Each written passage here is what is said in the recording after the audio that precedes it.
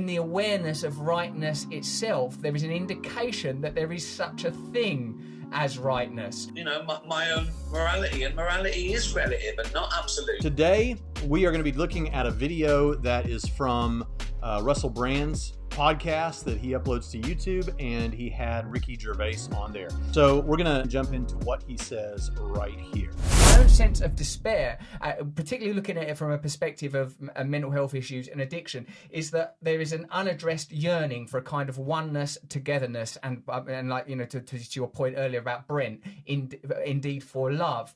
And when, like, you talk about that sense of awe of like the appreciation of an animal, the love of an animal, and the sort of regard and gratitude for having an animal love you and care for you, or the beauty of nature, or the deep beauty of the cosmos, what I feel like, and my own appreciation, understanding, stroke belief in God is that there is a kind of, in the love of it, in the awareness of rightness itself, there is an indication that there is such a thing as rightness. Not that there any one particular group or ideology has unique, particular and special access to it. Russell Brand is talking about morality, and what he's saying is, when I look at beauty and I look at morality and I see all these things all around me, I recognize that, take morality for example, there is something that is internal, that there is something intrinsic, we might say, that he recognizes, not that there is morality in some fabricated humanist sort of a way, but that there is what he says is such a thing as rightness. Yeah, not that we just, it's like a useful fiction like the humanist must hold, but that there is such a thing as rightness. In other words, what he's driving at has to be something indistinguishable from what we mean when we talk in these circles about objective morality. And you could apply that to his previous terms and talk about objective beauty, objective justice. But for those that may be new to the discussion, the idea is that if we talk about mathematics, it is objectively true that 2 + 2 = 4. It's objectively true that 2 + 2 does not equal 5. That's a false claim that 2 + 2 = 5. And it wouldn't matter what anybody thought about it, because these are objective issues. These are matters of fact. Subjective issues are more akin to, for our purposes here, a matter of opinion. So what Russell Brand is saying is, it seems like there is such a thing as rightness. In other words, that outside of me, outside of humanity, over above, transcending that, there is some standard of rightness. And so he would be defending something like an objective morality. A good Christian or a good Muslim or a good Jew or whatever is someone who does all the good bits in that holy book and ignores the bad bits. And I say, if you already know right from wrong, you don't need the book. And you know, you have to cherry pick. We know that the bad believers are the ones that do the bad bits too.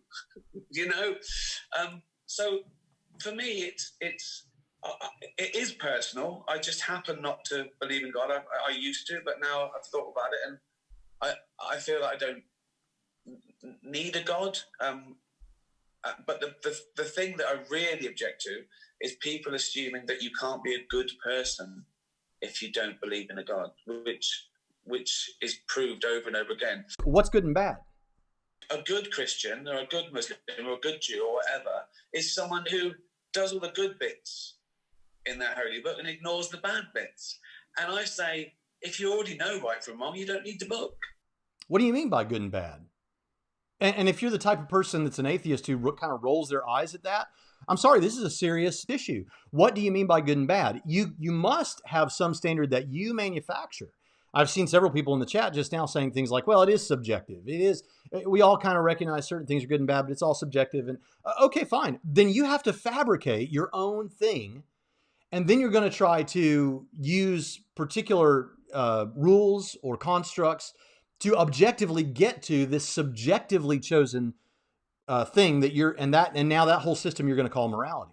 Well, that's fine. But if someone doesn't like your system, as we've said in previous videos just recently, if someone doesn't like your system, then who cares? You can't say for them. You can say within our system, we call what you're doing immoral, but we can't say that in any meta sense, in any real sense, it's immoral. We're just saying for those of us who agree that human well-being is the best thing, or human flourishing, or whatever, then if that's your goal, then this, we think, is the objectively best way to get to that goal.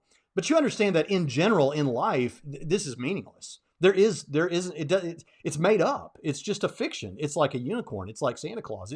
It's not real. And so, this idea of real, good, bad, best, worst, better, these are all just made up. They have no meaning. They don't mean anything. You can't make those value statements. All you can really say is, I like this thing more, or most people like this thing more, or people that agree with me that human well-being is the best thing. We all tend to like these things better than those things. This is if you're stepping out of your system to speak in general. But to the person who's outside of your moral system who doesn't like it, all you can really say in any meta sense is, he doesn't like what we like.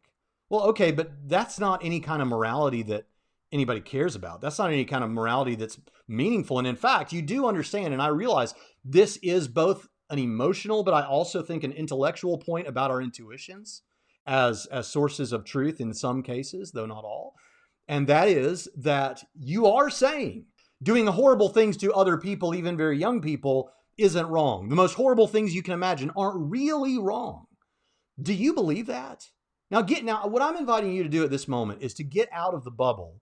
If you're an atheist, and perhaps, particularly if you've only been an atheist for a few years, step outside of the worldview for a minute, and I'm asking you to look at it. Push yourself back from the desk with all the arguments and all the tricks and gimmicks to get around certain things, and just push it back from the fallacies and all that, and just ask yourself, is that the way it is? Are you really prepared to take that position?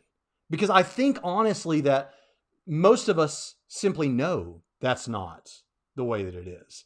And that's an important thing, I think, to bring out. Now, also next, it's important to take out of this that Gervais, here's the Hitchens move, completely misses the point. Completely misses the point that I think Russell Brand is making. Now, what he says here is, I can't stand it when people say you can't be good without God. I think there are people who say that. Okay, so I get why that would frustrate you. But you're talking to Russell Brand right now, and you're aware of objective versus subjective morality, and so is he. So the real issue here that makes it sound to me, Gervais, like you're talking past Russell. That's not what we mean in these discussions when we're talking about morality and goodness. We're not saying that atheists, and this is what Hitchens got wrong, we are not saying that atheists or Muslims or Hindus or anybody else can't do things that from a human perspective are good. What we are saying is that goodness itself has no meaning. Yes, Christians have done heroic and horrible things. Atheists have done heroic and horrible things. That's not really the point. The point is there is no good. There is no bad. There is no better or worse without God. That is the point. And Gervais seems to miss that here, especially when he gives us an example so that we're not confused about what he means. This has been proven time and time again. Presumably that atheists do good things.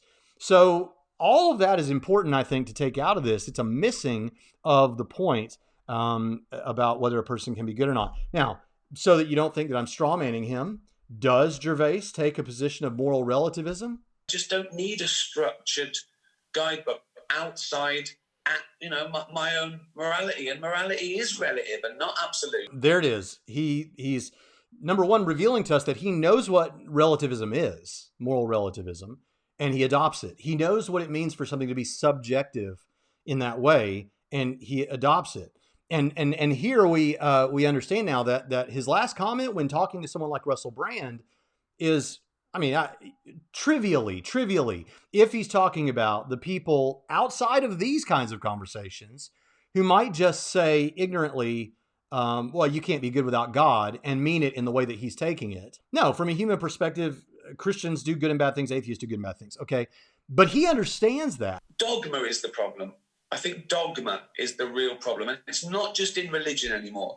It's creeping into everything. It's creeping into politics, and it's creeping, identity politics. It's creeping into just social structures and opinions. I agree with something he says here. In secular situations now, with social justice movements, with feminism, with whatever you want, but take your issue. Dogmas are being raised up and constructed and then hoisted forward for you to accept. Dogmas, that things that cannot be questioned or should not be questioned. And there I'm with Gervais. I don't tell Gervais he shouldn't question anything about Christianity. This channel exists to deal with questions about Christianity and to explore those together with people.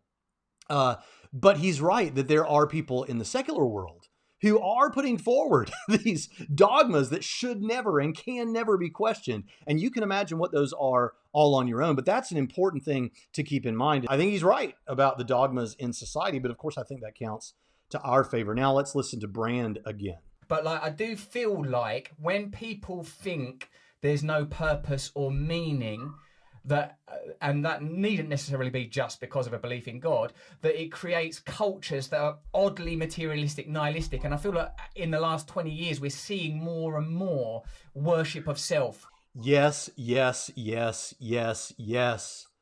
Whether we like to hear it or not. And listen, I love my audience, and I love the atheists in this audience and agnostics. And this channel exists because we love skeptics. But I want you to understand that I realize for you, this may not be the case. But I think what he says here is absolutely right. When you put forward a materialism that matter is all there is, and that the universe is this closed system of cause and effect, and blah blah blah, and there's no such thing as the supernatural, there's no such thing as the soul, there's no such thing as the spirit, there's no such thing as any of that. It's just the raw mechanics of your physical body. You are a moist robot, as Daniel Dennett says. If that's what you're pushing forward to people, and you're telling them that morality is subjective, such that take it or leave. If you don't like it, you don't like it. And we think you should like it, but we don't have a grounding to tell you that outside of the system you should like it. Yes, this can lead to a nihilism, and has for some people. It can lead certainly to a worship of self. What I would say to preach to you a little bit is Jesus died on the cross and bore the sin of the world and rose from the dead that you and I might one day rise from the dead. And what your response to that and mine should be is to say we all do things that we know are wrong. The Bible calls that sin, and as a result, we should trust in Christ for our salvation because we cannot save ourselves. And if you'll do that today, contact me at braxton@trinityradio.org. I'd love to hear from you about that.